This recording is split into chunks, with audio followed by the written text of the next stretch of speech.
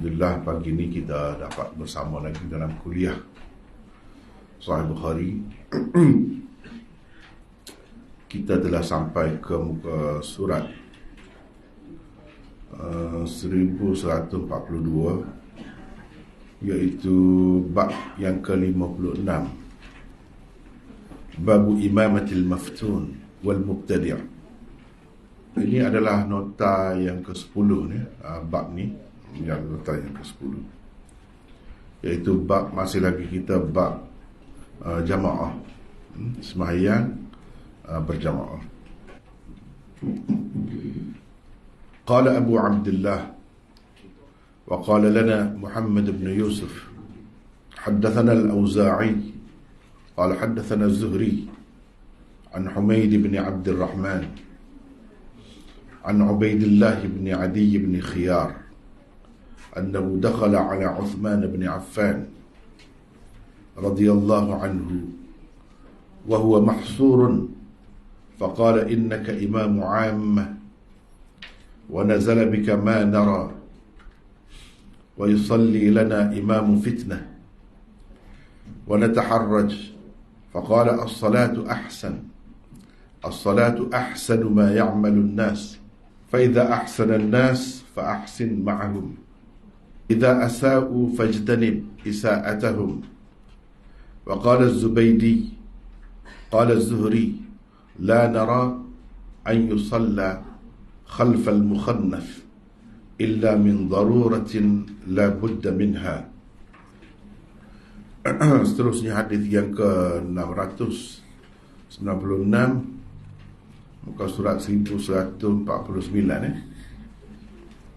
وبه قال حدثنا محمد بن أبان قال حدثنا غندر عن شعبة عن أبي التياح أنه سمع أنس بن مالك قال النبي صلى الله عليه وسلم, maksudnya di situ قال النبي صلى الله عليه وسلم لأبي ذر اسمع وأطع ولو لحبشي كأن رأسه زبيبة. Kita balik semula, Pak, mula-mula saat ni baca saat ni. Itu bab yang ke-56, bab orang yang terlibat dalam pemberontakan terhadap pemerintah yang sah dan ahli bid'ah menjadi imam. Maksudnya hukum orang yang terlibat dalam pemberontakan terhadap pemerintah yang sah dan hukum ahli bid'ah menjadi imam. Jadi apa hukumnya? Yang ini sah ke atau tidak sah sembahyang? Atau makruh ke atau macam mana? Atau harus saja tak ada apa-apa? Itulah yang Imam Bukhari nak bincangkan pada bab ni. Seterusnya, Al-Hasan berkata, bersembahyanglah, maksudnya di belakangnya. Bid'ahnya dia sendiri yang menanggung. Abu Abdullah berkata, Muhammad bin Yusuf Al-Firyabi berkata kepada kami, Al-Auza'i, iaitu Abdurrahman bin Amr, meriwayatkan kepada kami, katanya Az-Zuhri meriwayatkan kepada kami daripada Humaid bin Abd al-Rahman daripada Ubaidillah bin Adi bin Khiyar, bahawa dia masuk menemui Uthman bin Affan ketika beliau terkepung. Lalu dia berkata, engkau adalah pemimpin kaum muslimin, namun engkau sedang mengalami apa yang kami saksikan. Imam fitnah, yakni imam yang mencetuskan fitnah. Maksud fitnah ni kekacauan dan huru-hara, pula akan mengimami salat jamaah. Kami berasa keberatan dan bimbang akan berdosa kerananya, yakni kerana berimamkannya. Maka Uthman bin Affan pun berkata, salat adalah amalan terbaik yang dilakukan manusia. Oleh kerana itu, apabila orang-orang melakukan kebaikan dengan mendirikan sembahyang, maka berbuat baiklah bersama mereka. Jadi dengan bersembahyang bersama mereka. Dan jika mereka berbuat keburukan, yakni kesalahan, maka jauhilah keburukan mereka. Seterusnya hadis 696.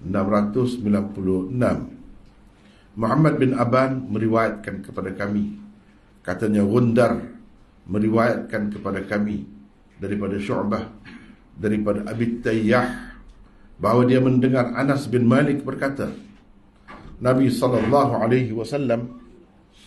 pernah berkata kepada Abu Dhar, dengar dan taatlah sekalipun terhadap seorang hamba Habasyi. Seorang Habasyi, maksudnya hamba Habasyi yang kepalanya macam kismis. Itulah dua hadis di bawah bab ke 56. Di bawah bab ke 56 ni kita ada dua hadis. Seperti biasa, Imam Bukhari buat tajuk dia. Lepas tu kalau ada apa-apa pandangan salaf, sama ada dari kalangan sahabat ataupun tabi'in, kalau di sini sahabat tabi'in, iaitu Hasan Al-Hasan. Hasan ini maksudnya ialah Hasan Basri. Hasan Al-Basri. Dia bawa kata-kata Hasan Al-Basri itu saja di bawah tajuk bab. Lepas tu teruslah dikemukakan hadis. Begitulah cara Imam Bukhari. Kadang-kadang tajuk dia panjang, kadang-kadang tajuk dia pendek. Jadi tajuk sebenarnya ni ni tajuk sebenar. Ni orang panggil apa ni, ta'liq, ataupun hadis atau asar mu'allaq yang dikemukakan oleh Bukhari di bawah tajuk bab. Tajuk babnya ni tajuk bab. Ni kata-kata Hasan Basri yang dikemukakan di bawah tajuk bab. Dan kata-kata Hasan itu tak ada tajuk. Tak ada sanad, tanpa sanad. Tanpa sanad. Bila tanpa sanad dipanggil riwayat mu'allaq. Riwayat mu'allaqah atau asar mu'allaq. Bila tak ada sanad begini. Sebab Imam Bukhari tak sempat dengan Hasan Basri. Dia zaman lain. Sepatutnya kalau dia nak tahu pun kata-kata Hasan Basri ni, dia kena ada orang yang cerita kepada dia. Sebab Hasan Basri ni awal lagi. Jadi siapa yang cerita kepada dia tidak disebut di sini. Adakah ia sahih atau tidak? Itu bergantung pada keadaan. Itu maksudnya. Apa yang disebutkan secara ta'liq itu, begitulah keadaannya. Tak apa kita bincang satu-satulah, ya. Mula-mula sekali sebelum kita masuk membincangkan tentang hadis di bawahnya, elok kita tengok apa maksud Imam Bukhari buat tajuk. Sebab walaupun ringkas tajuk dia tu panjang bincangnya. Kalau nak dibincang maksud dia tu panjang. Begitulah cara Imam Bukhari, ya. Babu imamatil maftun wal mubtadi'. Bab hukum. Jadi tak ada hukum di sini, ya. Bab menjadi imamnya orang yang maftun dan ahli bid'ah. Jadi menjadi imam, gitulah kalau terjemahan Zahiriyah tu. Tapi maksud dia di sini hukum. Nak tahu hukum. Apa hukum? Adakah sampai tak sah sembahyang kita ikut imam yang maftun ini? Imam Maftun ini seperti kita akan bincangkan nanti, ada beberapa maknanya. Jadi di sini cuba tengok situ lah. Tengok situ nampak belakang kan? Nampak belakang tak? Belakang tu ada juga. Nampak, tak ada Oh, jauh sikit lah kalau belakang tu. Jadi dia gini cara dia. Saya nak tulis ni. Cuba tengok sini. Hukmi. Gitu. Hukmi. Ni. Ini orang panggil yang ditakdir. Yang kita andaikan ada. Yang kita andaikan ada ni. Benda ni. Jadi hak kita buat dalam kurungan tu ni. Babu hukmi imamatil maftun wal mubtadi'. Bab hukum kita terjemah ni, kita ambil belakang dulu. Belakang dulu, al-maftun ni dulu. Hukum orang yang terlibat dalam pemberontakan terhadap pemerintah yang sah. Walaupun kalau kita nak terjemah macam lain pun boleh. Tengok dalam apa ni nota nanti. Dan ahli bid'ah, al-mubtadi' tu ahli bid'ah. Yang ni apa hukumnya? Adakah sah sembahyang dengan mengikutnya? Adakah makruh atau adakah tak sah sembahyang? Jadi kalau kita nak buatlah gini, kita boleh babu hukmi imamatil maftun wal mubtadi'. Ni hak takdir juga. Hak takdir juga. Hal tajuzu as-salatu khalfahu am la. Boleh kalau kita nak kata begitu. Bab hukum orang yang terlibat dalam pemberontakan terhadap pemerintah yang sah dan ahli bid'ah menjadi imam. Adakah sah? Adakah harus bersembahyang di belakangnya kalau mengambil kira setiap orang tu, atau khalfihima? Boleh juga kalau kita nak kata gini, khalfihima. Khalfihima tu al-maftun dan al-mubtadi'. Kalau kita kata khalfahu pun boleh juga mengambil kira setiap seorang tu, sebab jadi imam tu seorang kan. Hal tajuzu salatu khalfahu am la? Adakah boleh bersembahyang di belakangnya atau tidak? Jadi sesoalannya ada pertanyaan di sini. Tapi Imam Bukhari tak buat. Tak ada tanda tanya. Dia tak buat ni. Dia buat hukum. Dia buat ni kita buat dalam kurungan tu. Dia buat. Kira-kiranya nak cerita pasal itu lah. Sebab apa dia buat? Ada sebab. Bukan saja-saja. Bukan saja-saja. Di situlah letaknya keluasan dia tu. Keluasan.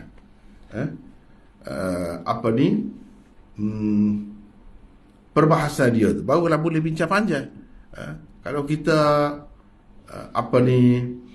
tentukan macam ni kita sebut hukmi, tetap gitu. Boleh jadi tak termasuk yang lain-lain. Boleh jadi boleh ditakdirkan dengan perkataan lain lagi. Misalnya kita kata bab keadaan, bukan hukum, keadaan. Boleh. Sebab itu dia tak berapa hukmi. Sebab boleh dia andaikan ada benda lain lagi. Mana keadaan sembahyang, orang yang berimamkan, imam yang maftun dan imam yang mubtadi'. Gitu. Keadaannya. Boleh jadi. Jadi dia jadi semakin luas dengan tidak adanya hak ni kan. Dengan tidak ada hak ni, dia jadi semakin luas. Begitu juga kalau kita tidak buat dalam bracket ni, kalau kita tak buat ni, dia lebih luas, lebih terbuka. Boleh jadi kita boleh andaikan macam-macam lagi. Misalnya kalau Imam Bukhari buat begini, ini kalau nak bincang tajuk lah, memang kena bincang gitu. Tapi saya tak sebut bawah tu. Sebab tu molek sekali, elok sekali orang-orang yang ada nota ni, yang jauh-jauh, bila baca tu, sekarang ni kita ada rakaman, tengok juga rakaman. Kepada orang yang nak memahami dengan lebih mendalam, Tengok rakaman. Sebab saya tidak sebut semua sini. Sebab kalau sebut semua panjang benar. Panjang benar jadinya. Boleh kita kata, kalau Imam Bukhari nak kata begini, dan itulah hasrat dia, itulah maksud dia, tapi dia tak kata. Apa dia tak kata? Ada sebab. Misalnya kita kata, kita ubah sikit gini.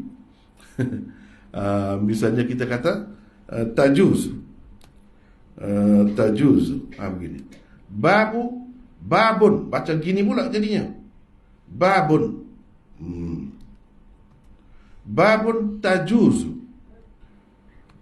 tajuzu imamat, tajuzu, ni kena tukar bagi lah. Sebab tu dia kena erti waktu dulu. Tajuzu imamatul maftun wal mubtadi. Boleh. Bab harus.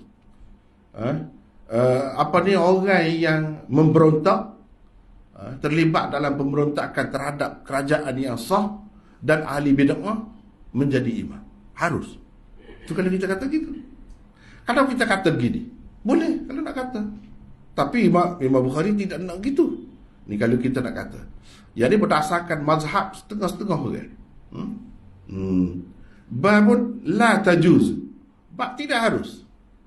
Tapi itu pendapat siapa? Pendapat dia. Dah. Babun la tajuzu imamatul maftun wal mubtadi' inda qaumin. Misalnya kita kata, inda qaumin. Apa ni? Inda qaumin. Inda qaumin. Kalau kita nak kira, Imam Bukhari boleh kalau dia buat gitu. Boleh belaka ni. Kalau nak buat gini ni, kita nak ayatnya boleh belaka. Inda qaumin. Bab tidak harus. Orang yang terlibat dalam pemberontakan terhadap pemerintah yang sah dan ahli bid'ah menjadi imam di sisi kaumin, satu golongan ulama. Memang ada. Tapi itu dia tidak gitu. Dia kena, kalau Imam Bukhari tak ada ni. Ni tak ada semua. La ni kalau nak ada pun tajuzu boleh. Sebab itu menepati kehendak dia. Itu kalau nak mendalami perbahasan tentang tajuk bab lah. Imam Bukhari sebenarnya nak kata boleh. Sah. Tajuzu atau tasihhu. Boleh. Kita boleh tukar. Sini ni. Tajuzu makna harus. Tasihhu. Ni kalau kita kata gini. Tasihhu. Bab tasihhu. Babun tasihhu. Tasihhu. Bab sah. Sembahyang makmum di belakang imam, ya macam tu. Boleh. Tapi Imam Bukhari tak sebut. Sebab apa? Dia nak bagi pilihan kepada kita. Ikutlah. Dia mau nak katakan. Dia mau nak kata harus ke? Dia mau nak kata sah. Supaya tu. Harus tu mana sah. Lepas tu harus pula dengan ada makruh ke tak ada? Kalau ada makruh, tasihhu imamatul maftun dan mubtadi' ma'al karahah. Dia kena tambah gitu lah. Ma'al karahah. Boleh tak nak bahas banyak. Dia sampai ada makruh. Harus tu tidak semesti harus saja gitu. Boleh jadi. Ada juga makruh. Ataupun tanpa makruh. Boleh jadi. Kalau tanpa makruh, kena buat lagu lain pula. Ni semua ni ada kemungkinan. Apa? Jadi apa Imam Bukhari tak sebut? Sahkah, tidak sahkah, dia nak cerita kepada kita ada khilaf dalam masalah ni. Dan khilaf itu perlu dihormati. Itu maksudnya. Sebab itu Imam Bukhari tak sebut bab sahkah atau tidak sahkah, haruskah atau tidak haruskah mengikut imam tu. Sebab apa? Sebab ada banyak pendapat Imam Bukhari nak ayat. Sebab itu dia tak boleh hukum. Sebab masing-masing pendapat tu ada hujahnya, ada dalilnya. Jadi sebagai menghormati pendapat yang berbeza-beza tu, Imam Bukhari orang panggil tidak sebutkan hukumnya, tidak menjazamkan hukumnya. Dia gantung gitu. Itu cara. Kita tahu mana kita. Tu kena ada dalam kepala lah usul Imam Bukhari. Usul tajuk bab yang dia buat. Apabila Imam Bukhari buat dalam tajuk dia tak cerita hukumnya macam mana. Haruskah, tidak haruskah, sahkah, tidak sahkah. menunjukkan dalam masalah itu ada banyak pendapat. Pendapat dia ada sendiri, dia ada pendapat dia sendiri. Pendapat dia nak tahu macam mana, dia tak sebut situ. Dia sebut melalui hadis. Dia buat mari hadis. Semua tengok hadis lah. Hadis itulah pendapat aku. Itu cara dia. Memang unik lah. Memang unik cara dia. Hadis itulah pendapat aku. Saya dulu pun tak berapa jejak juga benda ni. Baca gitu je lah, ngaji gitu. Lepas tu bila saya mengaji, kebetulan sehari dua lepas tunjuk ke anak buah. Saya duduk cerita lah tu dalam sanak kita ni, orang ni. Rupanya ada gambar juga. Saya duduk ingat guru saya ni tak ada gambar. No. Sebab dia tak stream gambar. Tapi rupanya ada juga gambar dia. Jadi saya nak tunjuk hari ni. Selepas saya belajar dengan dia, baru terbuka, baru faham. Gini cara Bukhari ni. Saya nak tunjuk sikit dah. Bila-bila kita itu. Inilah dikenali sebagai Mufti Wali Hasan Khan. Ini Mufti besar Pakistan, Mufti Wali Hasan. Nampak tak? Selepas saya belajar dengan dia, faham. Gitu. Jadi hari ni kita kena tukar semula kan pagi ni. Tidak begitu. Kena gini. Babu imamatil maftun wal mubtadi'.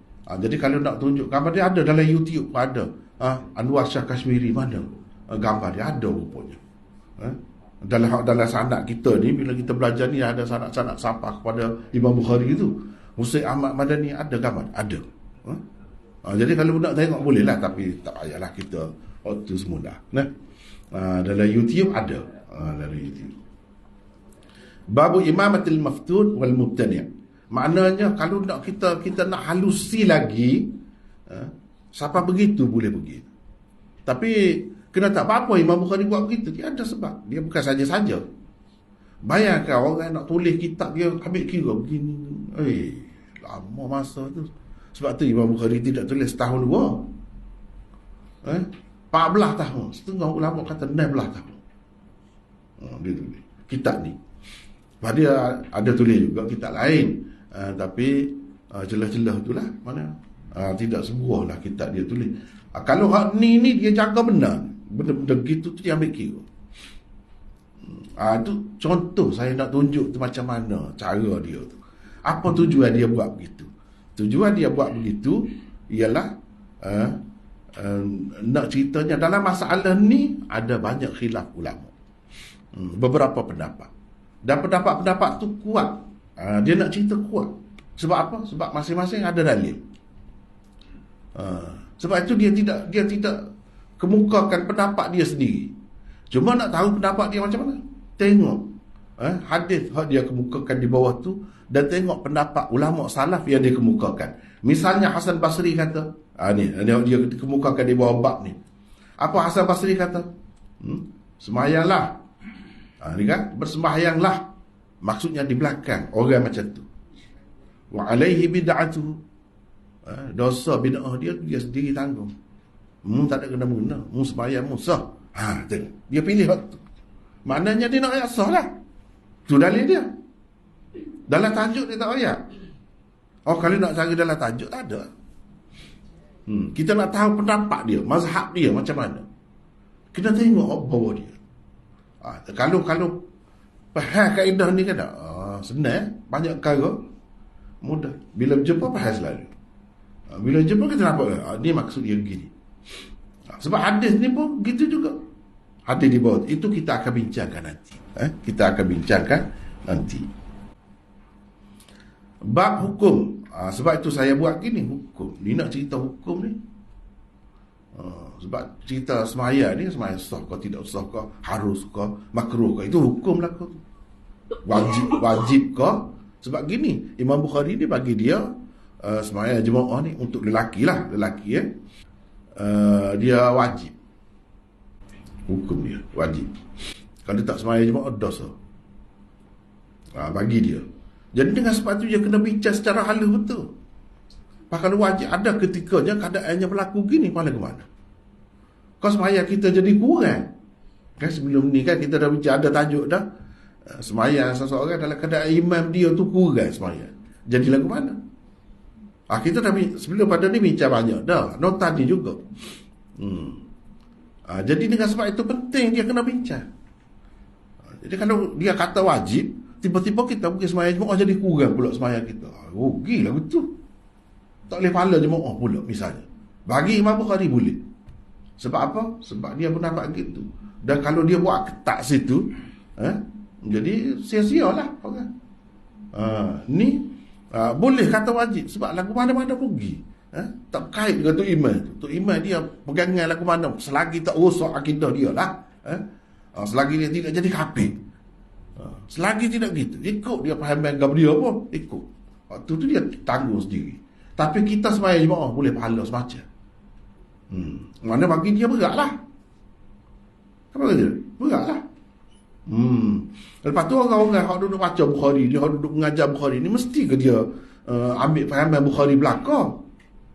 Tak mesti. Tak mesti. Itulah kebebasan tu. Kebebasan, keterbukaan kita baca Bukhari, banyak juga kita ambil hak Bukhari. Tapi dalam setengah-setengah perkara je masing-masing lah. Orang ni ambil, orang ni tidak ambil. Orang ni ambil sini, orang ni tak ambil sini. Orang ni ambil lain. Masing-masing. Itu keterbukaan. Jadi keterbukaan itu seronok lah kepada kita orang yang ngaji ni. Suka lah lagu tu. Tak mesti kita terikat.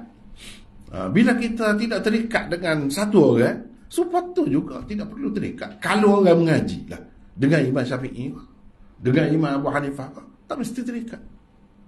Tapi cumanya kepada orang ramai ni, orang tak reti ni kadang nak belajar belakang susah juga kan. Ambil so tu ikut tu boleh dah. Boleh dah. Tu je lah.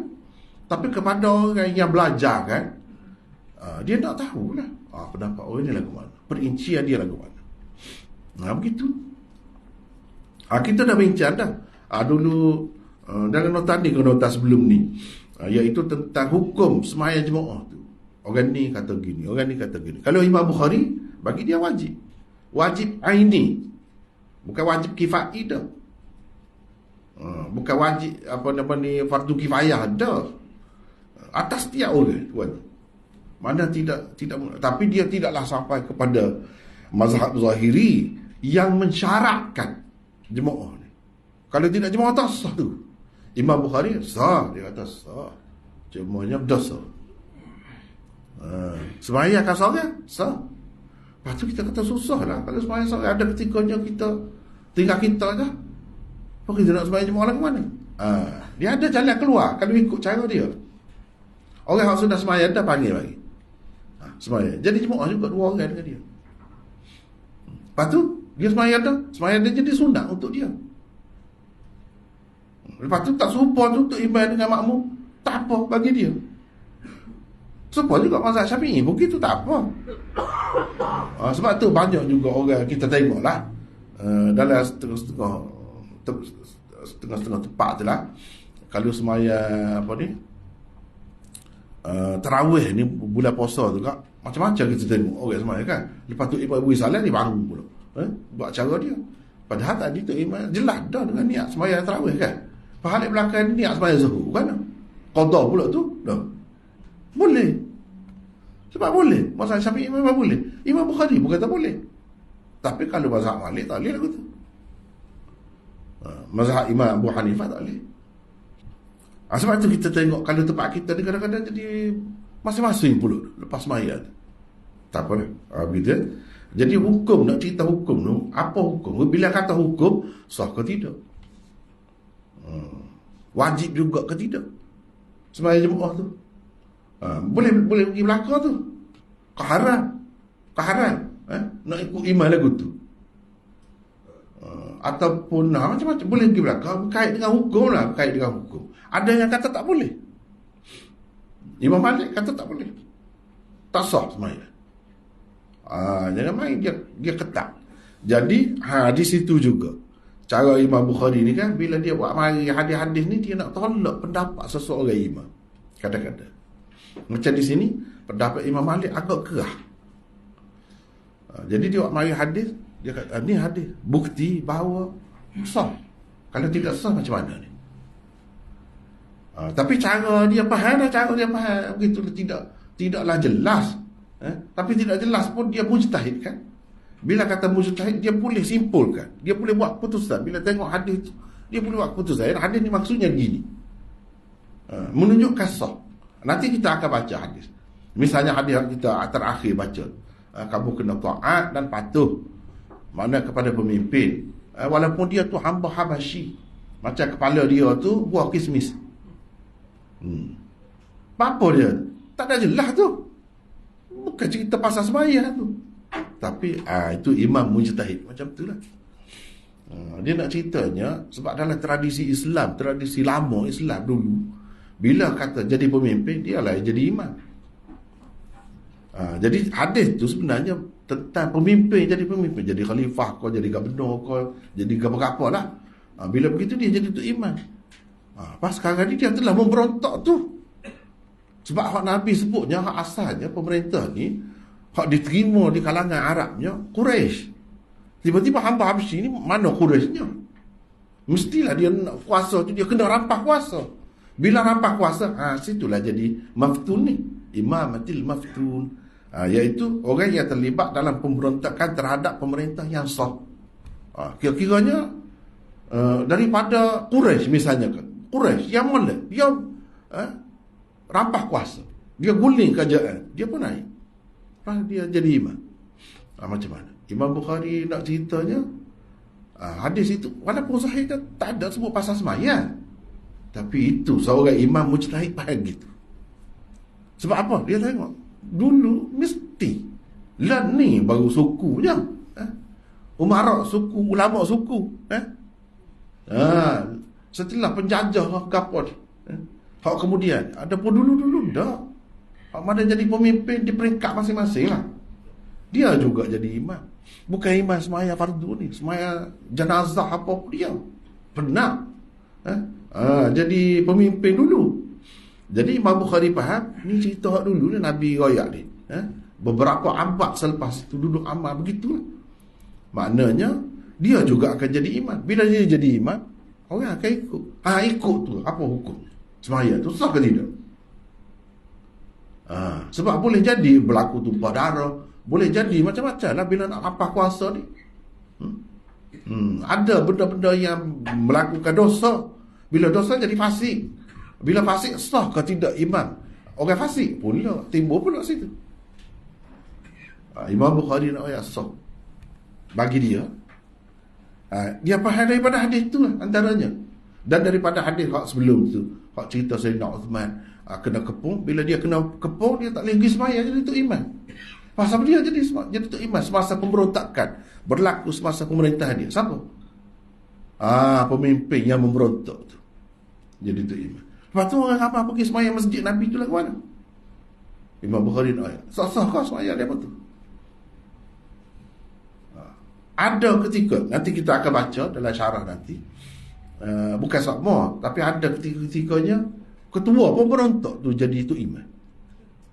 Lepas tu orang tanya Sayyidina Uthman pada ke mana? Sayyidina Uthman kata hak dia buat tak molek tu suku. Hak dia berontak tak betul tu suku.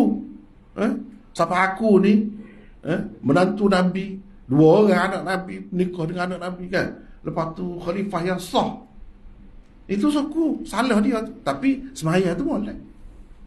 Bila dia buat benda molek, tu lah. Itu Sayyidina Uthman kata.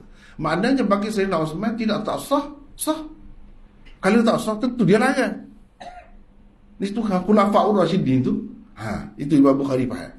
Situlah dia faham. Cara dia faham.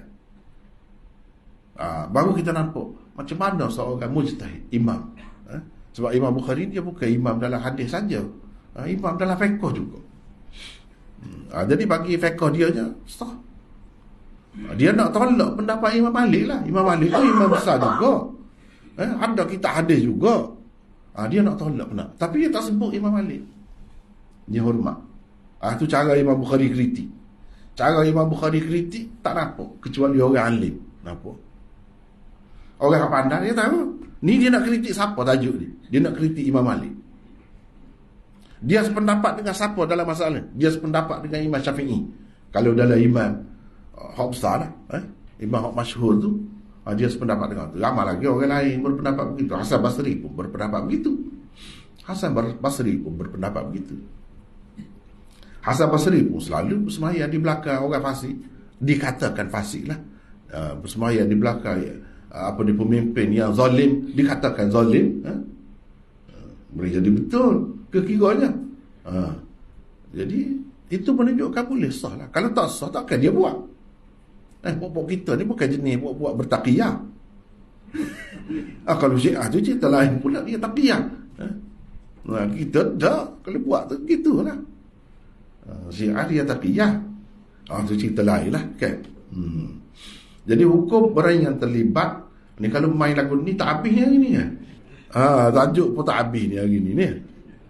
Sebenarnya saya nak tanya lah depan-depan ni dah. Suka lagu mana? Suka cepat habis ke suka lagu ni? Suka lagu ni? Nak habis ni, kalau main lagu ni mati dulu ramai pokok kita ni. Pengerusi berapa orang dah pengerusi dah. Pengerusi berapa orang dah. Saya masih duduk sini lagi. Takut tak ada habis. Saya pun dulu tak ada dah. Pun tak tahu juga dah.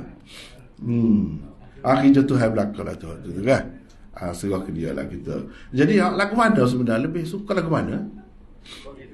Suka detail ni? Suka detail. Sebab saya ngaji semua ni setahun je ni. Tak sampai setahun habis licin.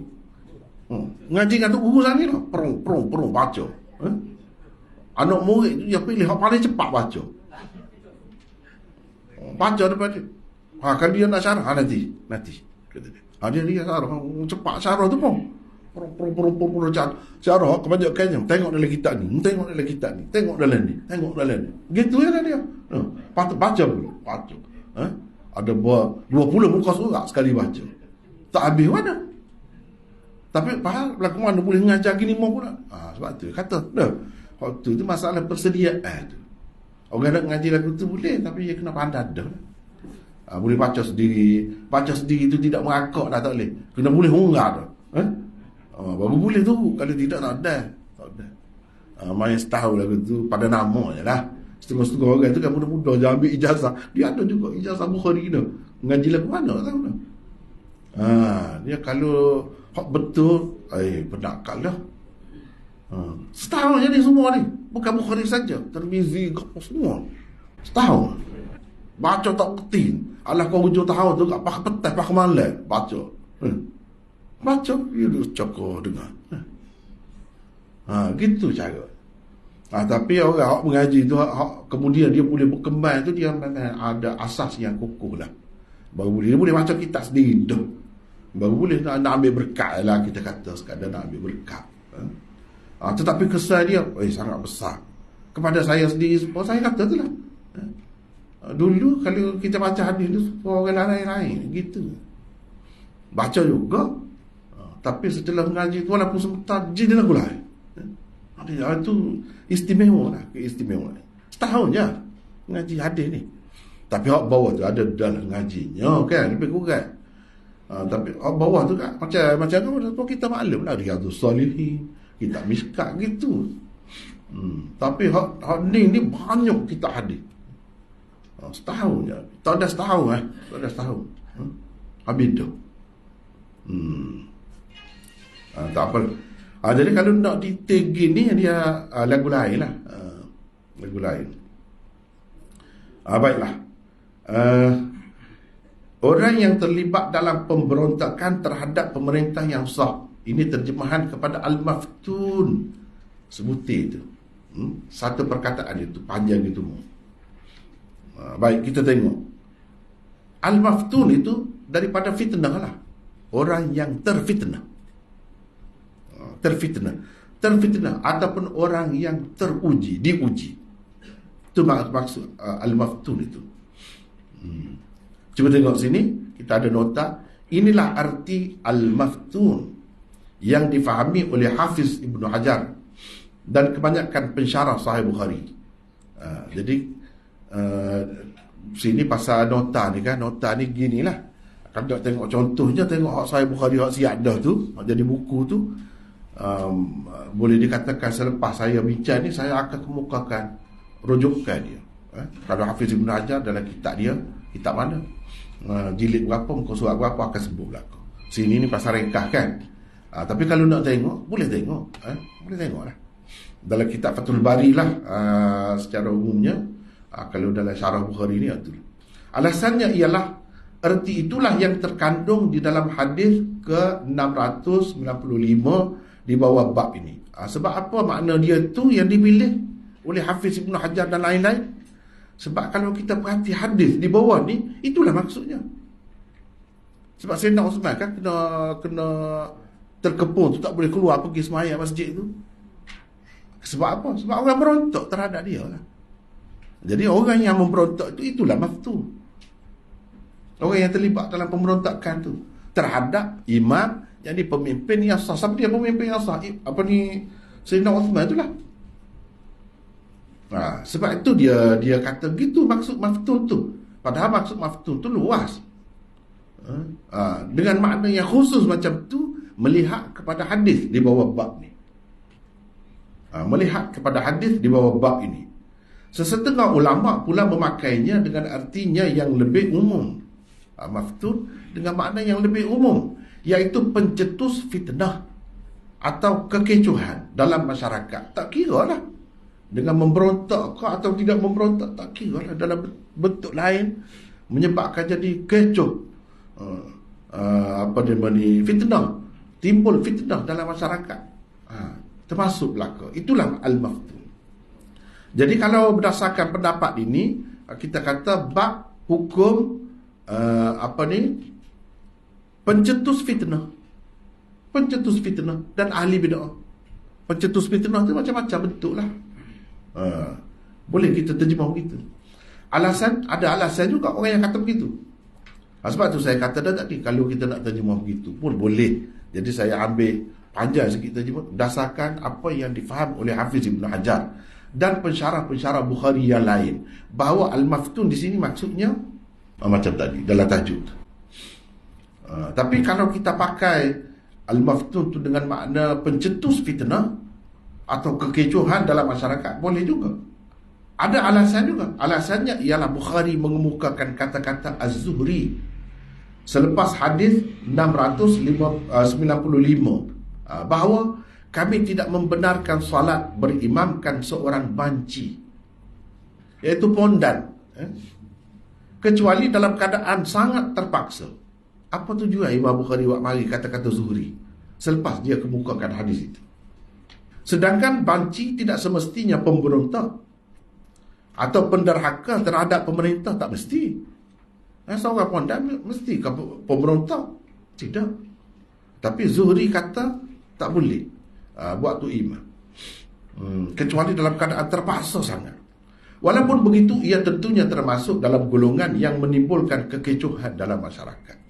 Walau macam mana pun, itu kan banci itu ataupun kita panggil pondan, macam-macam lah namanya kan. Orang kita panggil menyoh, macam-macam kan. Jadi tak mesti adakah dia tu terlibat dalam pemberontakan, tidak. Jadi Imam Bukhari bawa mari kata-kata Zuhri itu apa tujuan?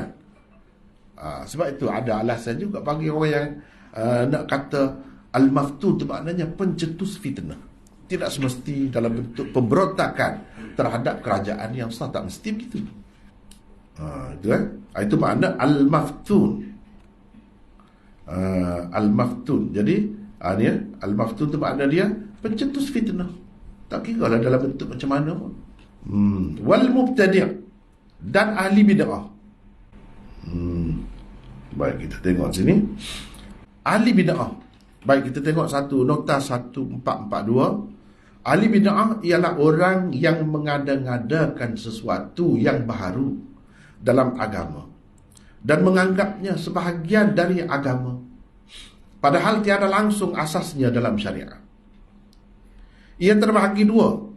Satu, ahli bid'ah dalam bab akidah, seperti golongan Rafidah, Khawarij, Mu'tazilah, Murji'ah dan lain-lain. Yang kedua, ahli bid'ah dalam bab amalan, seperti orang-orang yang merayakan Maulid Nabi sallallahu alaihi wasallam, mengadakan kenduri arwah pada malam-malam tertentu, berpuasa 3 bulan berturut-turut daripada bulan Rajab hingga Ramadan dan lain-lain. Ini semua termasuk dalam bid'ah amali. Jadi mungkinlah ada di kalangan kita yang terlibat dengan benda ni, kena sabar sikit lah dengar hak saya ni dah. Kena sabar sikit. Jadi saya bincang dalam buku baru 99 usul tu kan, dah terbit dah buku tu, panjang benar. Saya rasa usul ke 19 ke berapa, panjang benar cerita. Nak tahu betul ke bid'ah atau tidak baca tu, saya tidak nak urangi ni, tak ada. Betul ke tidak puasa berturut-turut daripada bulan Rajab sampai Ramadan tu tak miss sehari tu, bid'ah atau tidak? Tengok situ. Saya tidak nak bincang sini panjang lah. Tapi ini berkait dengan amalan. Berkait dengan amalan. Yang buat tu tidak saja tu. Kadang nak dapat pahala lah kira-kiranya kan. Kadang nak dapat pahala. Hafiz Ibn Hajar telah membuat ta'rif ahli bid'ah dengan lebih ringkas lagi. Kata beliau, orang yang mempercayai sesuatu yang menyalahi kepercayaan ahli sunnah wal jamaah. Tetapi nampaknya ta'rif dia tu lebih sesuai dengan nombor 1 tu. Nombor 1 saat ni kan, dalam bab akidah tu ta'rif dia tu sesuai ahli sunnah wal jamaah. Bukan dalam bab amalan. Dalam bab amalan ni ahli sunnah juga. Cumanya melencong di sudut itu. Di sudut ahli sunnah, masih ahli sunnah lagi. Ini dalam bid'ah amalan, bukan bid'ah akidah. Hafiz Ibn Hajar buat ni nampaknya lebih sesuai dengan berkenaan dengan akidah tu. Dan ahli bid'ah menjadi imam. Jadi hukum orang macam ni menjadi imam, apa hukumnya? Baik, kita tengok sini. Dengan mengamati beberapa syarah Sahih Bukhari, penulis dapat menyimpulkan sekurang-kurangnya 3 tujuan Imam Bukhari mengadakan tajuk bab ini, iaitu cuba perhatilah. Jadi ini kata terbuka kita ni. Ini kelebihan kita orang Islam ni. Siapa-siapa pun kalau belajar pandai, ni saya buat 3 ni, saya nampak 3 sekurang-kurangnya. Saya pun simpan dah sekurang-kurangnya. Nanti kalau ada orang lain yang belajar pandai, dia nak tambah 4, 5, tambah lah, tak jadi masalah kalau nampak. Tapi yang saya nampak sekurang-kurangnya itu berdasarkan apa yang ada dalam syarah-syarah Bukhari yang sedia ada. Kalau nak tambah, tak ada jadi masalah. Jadi benda ni dia tidak terhenti kepada bangsa, zaman mana-mana, tak terhenti. Dia tidak nasti Arab. Cuba tengok pensyarah Bukhari itu tidak Arab saja, bukan Arab, tetapi kemudian dia dipakai oleh orang Arab juga. Itu keistimewaan Islam ni. Dia tidak kena-mengena dengan keturunan. Dan siapa pun boleh belajar. Boleh belajar, boleh jadi alim. Kalau jadi alim bolehlah. Bolehlah nak sebut begini, nak tambah lagi, tak apa. Jadi apa ni? Baik. 1, menyatakan khilaf para ulama tentang kedudukan salat yang diimami pemberontak terhadap pemerintah yang sah dan ahli bid'ah. Imam Bukhari menghormati perbezaan pendapat mereka. Kerana itulah beliau tidak membuat apa-apa keputusan hukum yang jelas tentangnya. Inilah yang saya sebut tadi tu. Apa Imam Bukhari buat tajuk bab tak jelas. Sebab dia nak cerita ada banyak khilaf. Dan dia nak hormat semua khilaf. Dia nak ajar kita meraihkan khilaf. Dan khilaf ini adalah khilaf yang mu'tabar, orang panggil. Sebab apa? Sebab masing-masing ada dalil, ada hujahnya. Cuma Imam Bukhari kemukakan hujah yang dia pegang. Di sini dia tak kemukalah hujah orang lain. Sebab ini kitab dia, dia nak ayat pendapat dia. Kalau kita nak pendapat orang lain, tengok kitab dia. Tengok nak kitab orang lain pula. Ataupun tengok kitab syarah. Syarah tu yang detail lah. Dia sebut orang ni dia kata begini, Imam Malik kata tak boleh. Apa dalil dia? Dia bawa panggil dalil. Gitu cara. Kalau sekadar Bukhari gini. Sebab itu dia tidak bagi hukum. Dia tidak kata harus ke, tidak harus ke, sah ke, tidak sah, dia tak kata. Itu yang pertama. Tujuan Imam Bukhari buat tajuk ni. Yang kedua, tajuk bab ini masih ada kaitan dengan tajuk bab sebelum ini. Itu kena ingat juga. Itu antara keistimewaan Sahih Bukhari. Dia tajuk dia tu saling berkait. Dia tidak kata putus. Macam kita kata permata lah yang ada dalam satu lingkaran, kalung. Jadi cantik lah. Cantik. Comel. Dia tidak orang kita kata berak kau sih kan. Ikut dan susu. Dah. Payah juga nak buat lagu tu. Payah. Dia kena fikir daripada awal sampai akhir biar nampak dalam kepala tu aku nak lepas ni. Sebab apa ada kaitan dengan hak ni? Hak ni ada kaitan dengan hak selepas dia pula. Payah juga tu. Bukan semua pengarang buat begitu. Kalau buat begitu dia jadi masyhur lah seperti Imam Bukhari juga. Seperti Sahih Bukhari ni juga. Tak ada orang buat macam tu. Ada kaitan dengan bab sebelum ini. Jadi saya sudah sebut dah sebelum ni kan. Imam Bukhari belajar mana waktu tu? Belajar mana waktu tu? Dia belajar dengan Quran. Sebab tu kita nampak bila belajar hadis ni, kalau cara yang betul dia tak putus dengan Quran tu. Quran tu rujukan nombor satunya. Cuma kita tengok tokoh seperti Imam Bukhari. Bila dia menyusun kitab, dia ikut cara Quran. Cumanya kitab Quran tu, kita kata bila ada Quran lagu tu? Kita tak nampak sebab kita tak belajar mengikut cara yang betul. Kalau mengikut cara yang betul, antara surah dengan surah tu ada kaitan tu. Bukan sekadar surah dengan surah. Ayat dengan ayat tu ada kaitan. Kenapa ayat ni? Padahal kalau kita belajar sejarahnya, turun ayat tu tidak sama tu. Hak duduk dalam satu surah tu ada hak Makkiyah, ada hak Madaniyah. Tapi ini menunjukkan mukjizat Nabi tu. Nabi suruh susun lagu ni susun. Lepas ayat ni. Lepas ni sini. Dia itu daripada perintah Allah. Barulah kita nampak mukjizat dia tu. Kalau tidak kita lah, kalau kita kata kita bercakap daripada budak sampai tua ni dah. Tabu kok sih dah. Tiba-tiba buat macam mana dia ketika umur 40 bercakap macam budak-budak pula. Kita akan jadi gitu. Kalau kita ambil ikut dan tabu gitu. Lepas tu kita nak susah macam mana nak atur? Susah tu. Kalau kita nampaklah kedangkalan kita masa kita mentah, masa kita budak-budak. Bila tua tu nampaklah pendapatnya lain. Tapi kalau kita campur hak dulu dengan hak tak sekali gitu macam mana? Teruklah nampaknya. Tetapi ni hak Tuhan supaya nilai dia. Hak dulu kemudian letak. Kalau kita nak suruh kita letak lagu mana? Payah tu. Dengan sebab itu kita kena yakin Quran ni susunan dia tu pun daripada Allah. Nabi suruh letak sini. Dia yang aturnya sahabat tu ikut. Tidak pula dia tanya, ni kan lama dah tu, apa letak sini sekali rock ni. Dah tak ada lagu tu.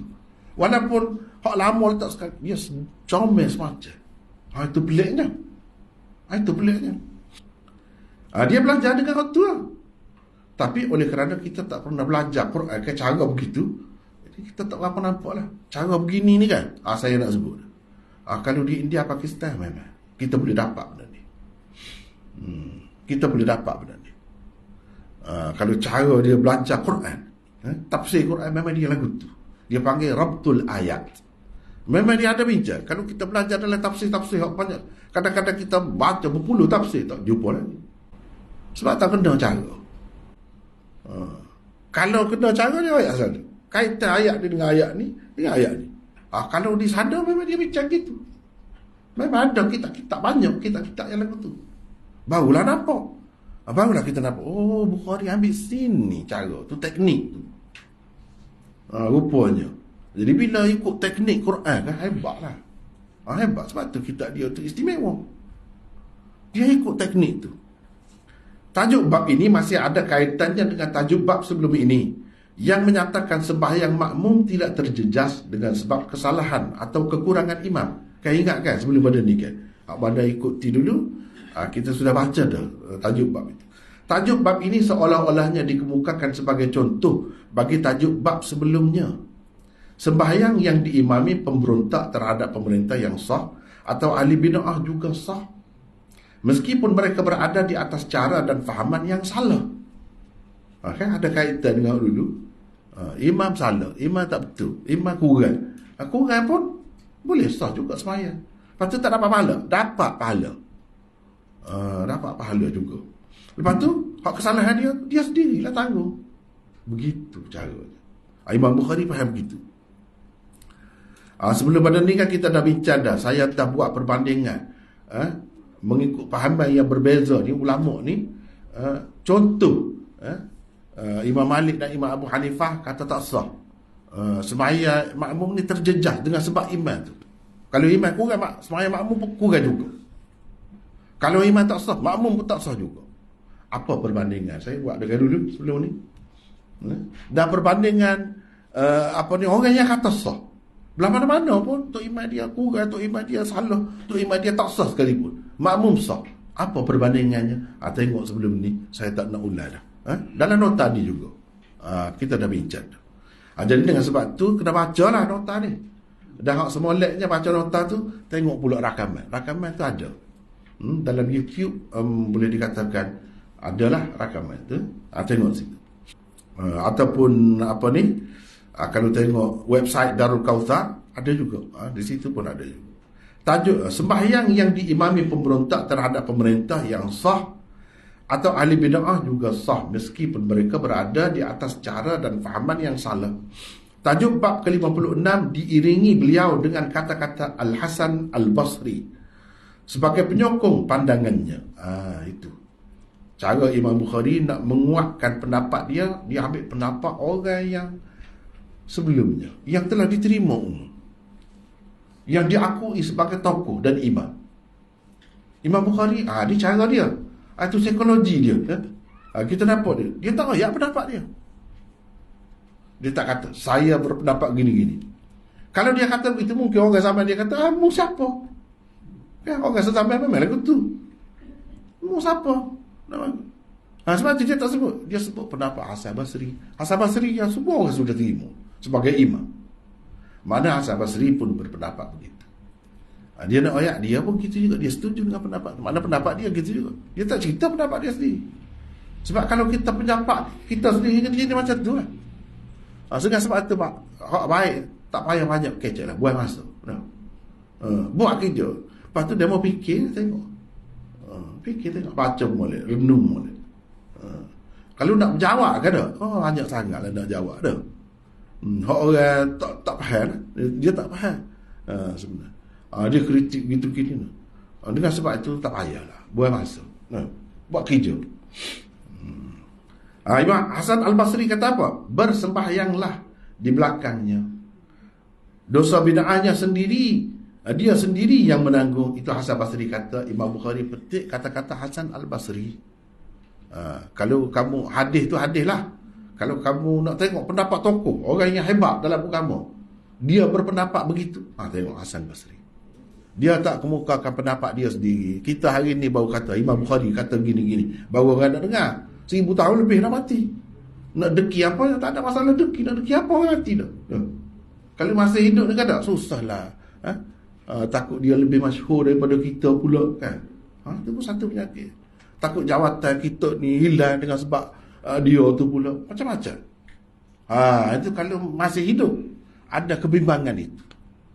Ada ketakutan itu kepada setengah-setengah orang lah, bukan semua orang. Orang-orang ada kaitan lah. Kalau tidak, Imam Bukhari tidak dibuat negeri lah. Imam Bukhari tidak mati negeri dia. Sebab apa? Kena fitnah. Setara dia jaga macam tu. Cuba tengok. Kita sebut dia kritik siapa. Hak mana dia meraih? Dia meraih. Setara tu, dia tak sebut pendapat dia. Setara tu, orang fitnah lagi. Siapa? Akhir hayat dia kena keluar daripada negeri. Dia fitnah ke demo. Raja halau dia.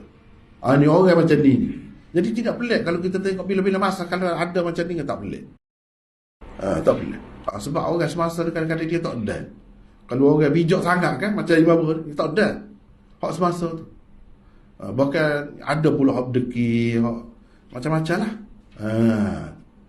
Hak nak kedudukan. Padahal Imam Bukhari ni orang yang sangat zahid. Dia bukan sebuah Imam Nasa'i. Pakai baju said semua. Kemah semua. Imam Nasa'i. Imam Bukhari dah orang sangat zahid. Setakat tu pun orang bimbang juga. Itulah kata dunia ni. Dunia ni memang susah. Maksudnya ialah kamu tetap mendapat pahala berjamaah dengan mengikutinya bid'ahnya tidak menjejaskan solatmu. Ini kerana solatmu dikira sebagai solat yang berasingan. Solat yang berasingan. Walaupun kamu terikat dengan imam dalam solat, daripada segi mesti mengikut gerak-gerinya. Walaupun begitu. Kan dulu saya sudah buat contoh macam anak dengan ayah. Memang dia ikut ayah. Anak tak boleh ada kalau tak ada ayah. Tapi anak tu serupa semua ke dengan ayah. Tak mesti serupa. Ayah dia mati, anak mesti mati lalu. Dah. 10 tahun pula hidup lagi. Nah, itu perbandingan saya telah buat dah sebelum pada ni. Dan waktu pula puak-puak Imam Abu Hanifah, puak-puak tu Imam Malik, dia suka gabak kereta api. Nah, saya buat dah contoh dulu. Pala kereta api, kalau gabak dicomel setengah mana baru pun, kalau pala kereta api tu jadi tak kuat. Dia ada kesan, dia berkait. Gitulah semaya. Saya nak bagi mudah faham tu, saya buat ada contoh tu dulu. Jadi tengok situ. Dia ada khilaf dalam masalah ni. Dalam masalah mengikut imam ni. Ada yang kata tak ada memberi kesan. Cuma kita terikat dengan zahir dia. Niat dia lagu mana. Supaya ada cerita di Indonesia dulu. Orientalis tu, dia masuk Islam. Nyamar. Jadi orang Islam. Lama mana dia alih lah jadi tu imam.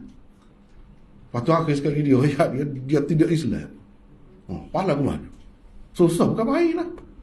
Orang hak semayang dah ikut dia. Pala ke mana? Ni sinilah faedah pendapat Imam Bukhari. Kalau mengikut dia tak ada apa. Sesat. Sebab orang tu, ialah kalau mengikut pendapat satu lagi, kena qada. Dah tak sah. Pas lama mana?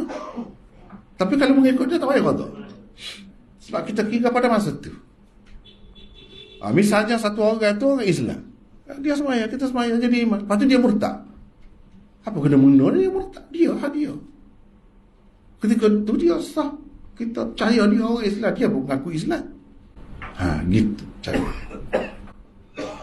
Barulah nampak apa dia kesenangan kalau mengikut pendapat dia tu. Kalau tidak, jenuh qada. Itu yang kedua. Yang ketiga, pada pandangan Maulana Zakaria, bab ini sebenarnya diadakan oleh Bukhari untuk mengkritik pendapat Imam Malik dan orang-orang yang sependapat dengannya berhubung dengan tidak sahnya salat berimamkan imam seperti itu. Ini pendapat Syekh Zakaria. Bab ini sebenarnya boleh saja digabungkan dengan bab ke-54, iaitu bab imamatil abdi sebelum ni. Mana sebagaimana hamba tu kan kurang juga.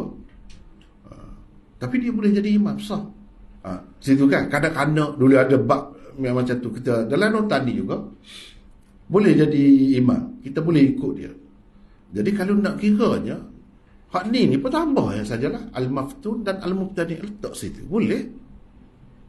Tapi apa Imam Bukhari buat suku?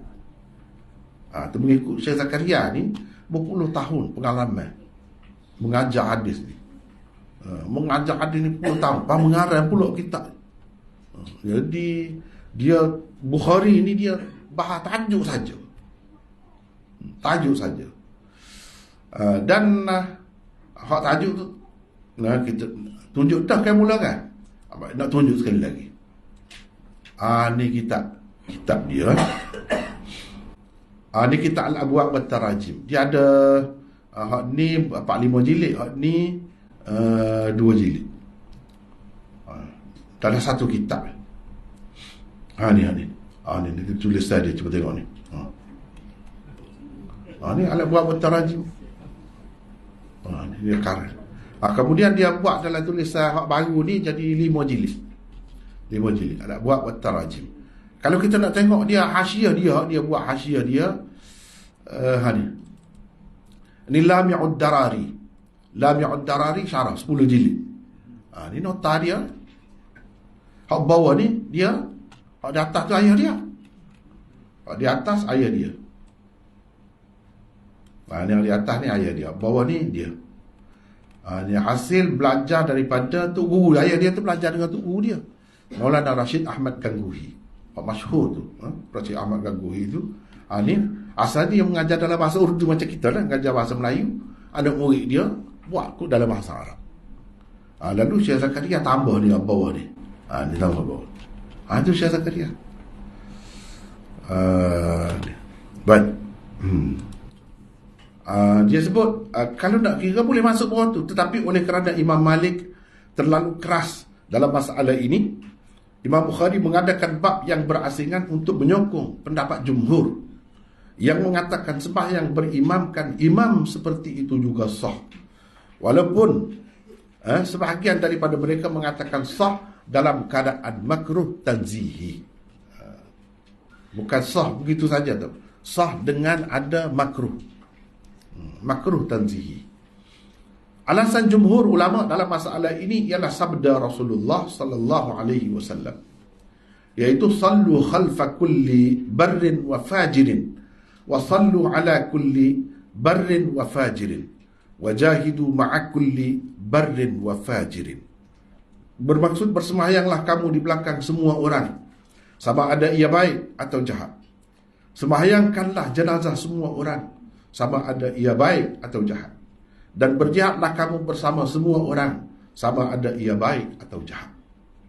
Ini hadis riwayat Ad-Daraqutni. Tetapi hadis ini dhaif. Ad-Daraqutni sendiri berkata makhul, tidak mendengar hadis ini daripada Abi Hurairah. Walau bagaimanapun perawi-perawinya yang lain semuanya thiqah. Al-Baihaqi pula berkata hadis-hadis berhubung dengan perkara ini semuanya dhaif sangat. Imam Baihaqi kata. Sebab itu Imam Malik tak pakai. Sebab itu Imam Malik tak pakai. Kalau bawa hujan dia kata tak boleh, aku tak mahu pakai hadis ni. Gitu. Tetapi bagi orang yang terima hak ni sebab dia tengok campur dengan hak lain-lain. Campur dengan hak lain-lain. Amalan sahabat, amalan tabi'in macam mana. Di mana mereka tu semaya di belakang apa nama ni, imam yang baik, yang jahat ada sebenarnya. Berjihad dengan pemerintah yang baik, yang jahat ada juga. Ini menunjukkan ada kebenarannya hadis ini. Boleh kita terima juga, tidaklah kata dia dhaif sangat. Kalau dia ambil kira syawahid lah, kalau ambil kira syawahid. Tapi kalau ambil kira lafaz yang macam ni, seperti Baihaqi katalah, dhaif sangat. Gitu. Baiklah. Kemudian ni Hasan Basri kata ni, Al-Hasan berkata, Al-Hasan tu maksudnya Al-Hasan Al-Basri berkata, bersembahyanglah, maksudnya di belakangnya. Bid'ahnya dia sendiri yang menanggung. Bid'ahnya dia sendiri yang menanggung. Athar Al-Hasan ini diwasalkan oleh Sa'id bin Mansur daripada Ibni Mubarak, daripada Hisham bin Hassan, bahawasanya Al-Hasan pernah ditanya tentang bersembahyang di belakang ahli bid'ah. Jadi Imam Bukhari kan sebut, tadi saya sudah sebut dah, dia sebutkan secara ta'liq. Dia kemukakan athar Hasan itu secara mu'allaq, maknanya tanpa menyebutkan sanadnya. Kalau kita nak tengok sanad dia, tengok dalam kitab Sa'id bin Mansur. Dalam tu sanadnya bersambung. Bersambung. Orang tanya Hasan, maka kata Al-Hasan, bersembahyanglah di belakangnya. Bid'ahnya dia sendiri yang menanggung. Berhubung dengan sah atau tidak berjamaah dengan berimamkan ahli bid'ah, para ulama terbahagi kepada beberapa kumpulan. Sah ke tidak? Perinciannya adalah seperti di bawah ini. 1. Imam Bukhari sependapat dengan Hasan Al-Basri dan Asy-Syafi'i dalam masalah bersembahyang dengan imam, berimamkan ahli bid'ah. Mana sah? Imam Bukhari, Imam Syafi'i, Hasan Basri kata sah. Sembahyangnya sah dan makmum mendapat pahala berjemaah meskipun imam menanggung dosa bid'ahnya. Boleh juga berlaku gitu. Imamnya menanggung dosa dia, dosa bid'ah dia tu lah. Tapi sembahyang jemaah tu tetap ada pahala jemaah. Ini mengikut pendapat Imam Bukhari. Yang kedua, pendapat para ulama Hanafiyah. Hanafiyah ni apa nama dia, pengikut Imam Abu Hanifah lah. Ramai lah ni pengikut dia. Itu Hanafiyah. Berpendapat sembahyang dengan berimamkan ahli bid'ah sah, kecuali bid'ah akidah yang mengeluarkannya daripada Islam. Kalau bid'ah dia tu siapa, kita tak boleh kata Islam lagi kalau macam tu. Baru tak boleh. Baru tak sah. Kalau tidak sampai situ, sah lagi. Yang ketiga, Imam Ahmad berpendapat sembahyang berjamaah dengan berimamkan ahli bid'ah yang menyeru kepada bid'ahnya tidak sah. Yang menyeru kepada bid'ahnya, yang ajak orang berdakwah, menyebarkan buku, risalah dan sebagainya, dan suka orang ikut dia. Kalau ahli bid'ah yang macam tu tidak sah. Ini sebenarnya yang lebih berkait kepada bid'ah akidah lah. Bid'ah akidah. Ada juga bid'ah akidah pun dia tidak mengeluarkan daripada Islam lagi. Tidak semesti kalau kata Mu'tazilah tu semuanya kafir Islam. Tak boleh kata begitu. Syiah sekalipun, saya ni paling kuat lah menentang Syiah daripada dulu lagi. Tapi saya tak kata semua Syiah tu kafir. Kita tengoklah Syiah mana. Dalam sejarah ada Syiah. Bahkan ni perawi-perawi Bukhari ni sekarang mana Syiah ni? Disebutkan bahkan Rafidah. Ada perawi Rafidah. Tapi kenapa lah istilah dalam perawi-perawi yang dikatakan Rafidah tu setara mana? Hak tu kena baca buku saya, Syiah Rafidah. Baca tu. Dalam tu saya jelas dah pembahagian Syiah macam mana. Kalau dalam kitab-kitab dulu dikatakan Rafidah, Syiah tu katnya Rafidah pun boleh lagi, Islam lagi. Tapi kalau kemudian orang panggil Syiah pun tak boleh dah. Usah ke Rafidah. Mereka tu tidak Islam. Keluar daripada akidah Islam. Macam mana tak jadi gitu? Rukun Islamnya pun lain. Rukun imannya pun lain. Ada pun cerita dulu-dulu ni, perawi-perawi ni tidak begitu. Dia sambung dengan kita juga. Cuma dalam beberapa perkara kena jelas molek kena jelas molek. Jangan mudah-mudah nak kafirkan. Sesat tu iyalah, bolehlah sesat. Termasuk dalam golongan yang menyeleweng. Tapi kalau mutaqaddimin Syiah, dalam istilah mutaqaddimin tak lagi. Tidak sesat pun.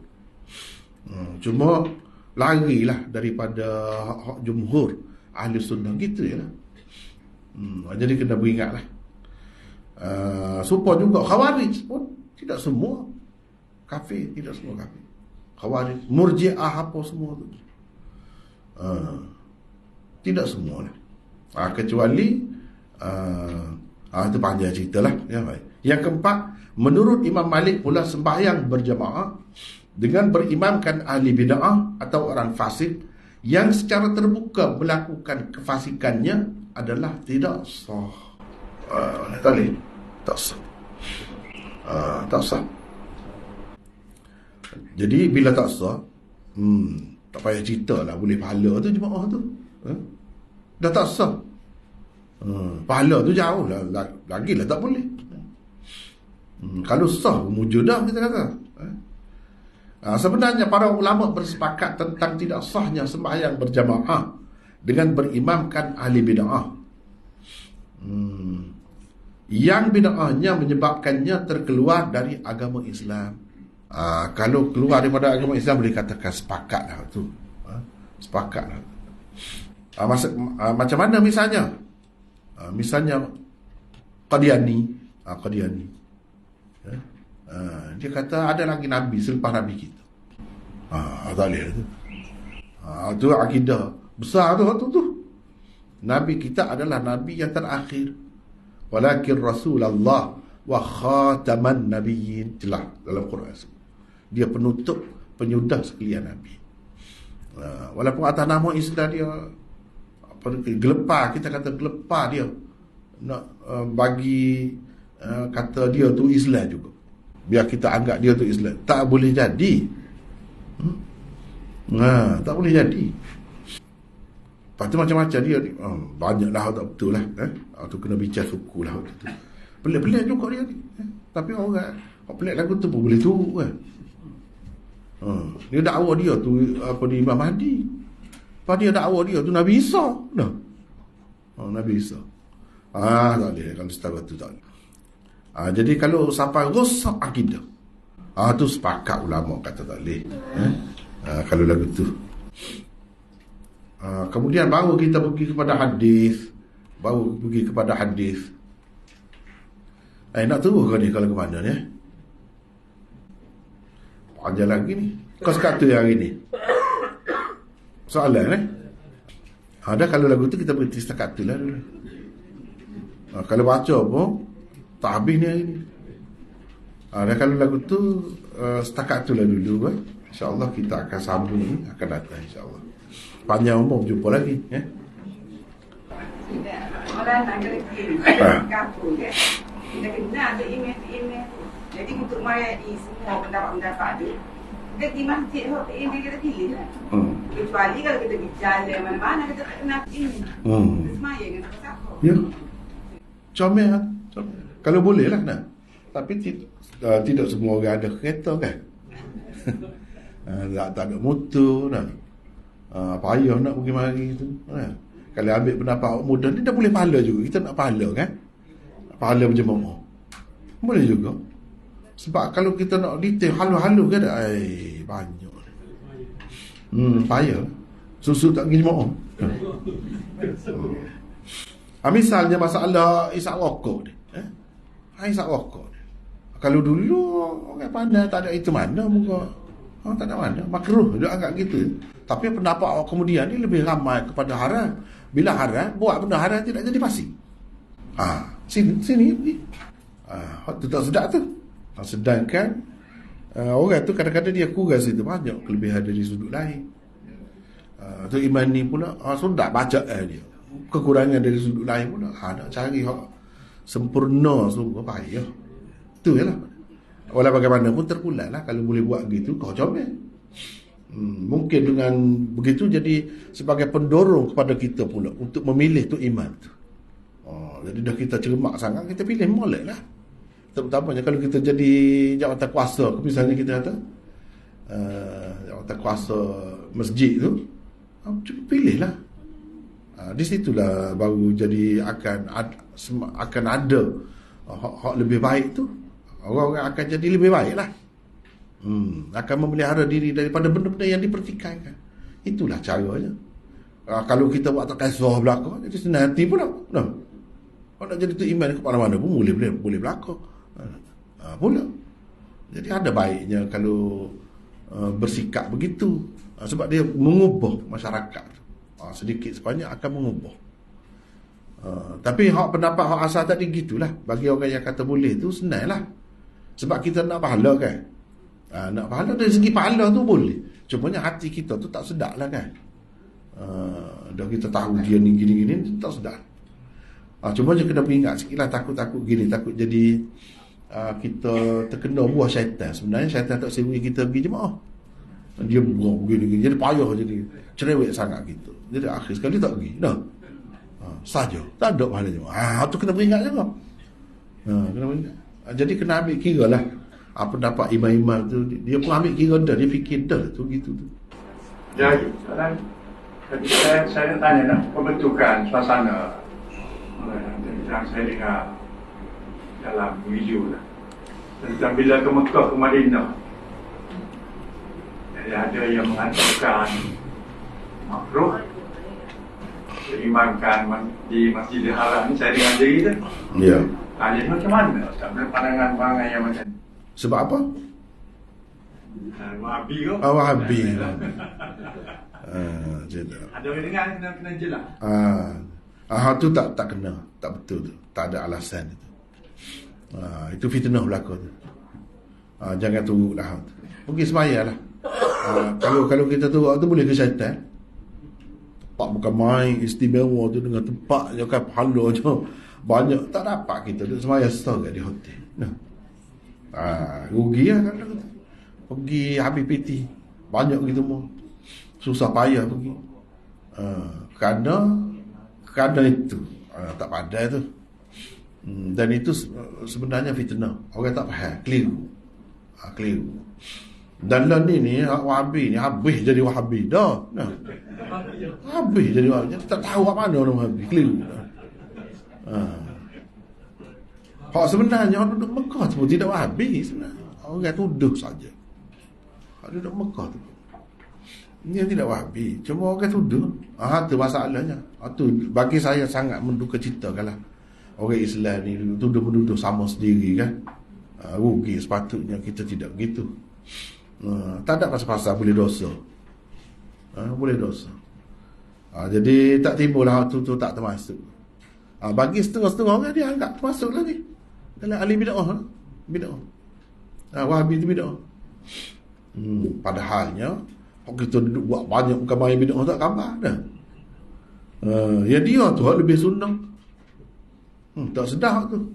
Mungkin ada lah secara individu ada orang tu orang ni ada masalah sana pun seperti ini kan. Ada hak kurang tu ada. Bukan kata hak sana tu molek belaka. Tetapi gitulah jadi kalau kita pukul umum gitu tak kena, rugi. Dan itu tak sepatutnya jadi alasan. Itu tak termasuk pun dalam ahli bid'ah. Bahkan dalam setengah-setengah sudut kalau kita perhati dia tu hak sunnahnya, kita ni hak bid'ah yang banyaknya. Jadi kena beringat sikit. Kena beringat tu apa kata dah kan. Apa ni, jangan duduk buat nganyi, la yaskhar qaumun min qaumin asa an yakunu khairan minhum wala nisa'un min nisa'in asa an yakunna khairan minhunna. Kan? Jangan buat nganyi, jangan mengejek, jangan keji orang. Mana-mana golongan boleh jadi dia tu lebih baik daripada kita. Hak perempuan pun sama juga. Jangan perempuan keji perempuan lain, boleh jadi perempuan hak dia keji tu lebih baik. Boleh jadi. Jangan gitu. Takut itu tak ada pasal tu, rugi belaka tu. Jalan yang membawa kepada kerugian dan perpecahan, permusuhan sesama sendiri. Tak sepatutnya berlaku begitu. Jadi orang kita ni dah berdoa-doa je. Pergi kita duduk serah kayak Yahudi pun tak ada benci gitu pun. Jadi fitnah. Yang fitnah ni akhir zaman ni. Jadi benci kepada sama Islam tu lebih daripada orang kafir. Tak kena tu lagu tu. Tak kena. Kalau orang Islam dia sayang sama Islam. Kalau tak kena baikilah. Begitu sepatutnya. Itulah secara lagi. Ada lagi? Ada sebelum ada komen lagi. Sebelum puslah. Mana kita ni? Mana? Okay. Belakang ya. Tak pernah. Tadi malah sekali ada nota bagi ini, malah sekali kita pilih amal. Ni sini ke? Dah. Itu dalam kitab syarah hadis Bukhari dia lah. Dalam kitab apa? Taqrir Sahih Bukhari. Taqrir Sahih Bukhari dalam Lam Ya'ud Darari, dalam inilah Al-Abwab wa Tarajim. Boleh tengok tadi yang saya tunjuk tadi kan? Ada. InsyaAllah ada dalam tu, tengok situ. Dalam Fadail Amal dia tidak faham benda gini. Dia jenis Fadail ya. Ni tak ni. Dia faham lagu ni. Lagu lain sebenarnya. Ya. Ada lagi yang lain?